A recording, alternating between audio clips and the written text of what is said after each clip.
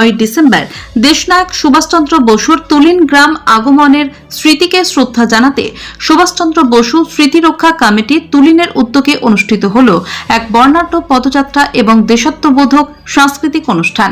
এই কর্মসূচিতে বন্ডি প্রাথমিক বিদ্যালয়, বোর্ড প্রাথমিক বিদ্যালয়, Round Hill English medium school, Shri Shri Gyan Mandir, Ramakrishna Vivekananda বিদ্যাপীঠ, সরস্বতী শিশু মন্দির ও রামকৃষ্ণ সারদাময়ী রাঘবানন্দ বিদ্যাপীঠ মোট 7টি বিদ্যালয়ের 200-রও বেশি শিক্ষার্থী অংশ নেয়।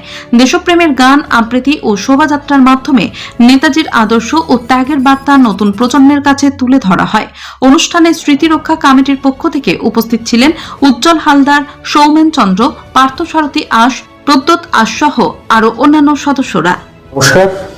আজকে সুভাষচন্দ্র বসু স্মৃতিরক্ষা কমিটির উদ্যোগে তুলিন গ্রামে একটি বিশেষ পদযাত্রা এবং দেশাত্মবোধক সাংস্কৃতিক অনুষ্ঠান অনুষ্ঠিত হলো।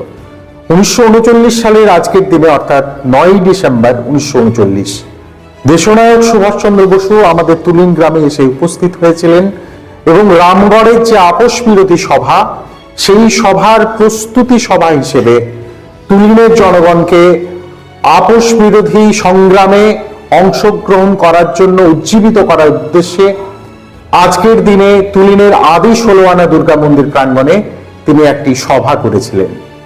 সেই স্মৃতিকে শ্রদ্ধা জানিয়ে আজকে আমাদের স্মরণ ও শ্রদ্ধাঞ্জলি।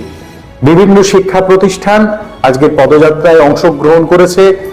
তার মধ্যে রয়েছে Round Hill school English medium school, RSR Vidyapith, Ramakrishna Vivekananda Vidyapith, রয়েছে বন্ডি প্রাথমিক বিদ্যালয়, বোর্ড প্রাথমিক বিদ্যালয়, সরস্বতী শিশু মন্দির, শ্রী শ্রী জ্ঞান মন্দির।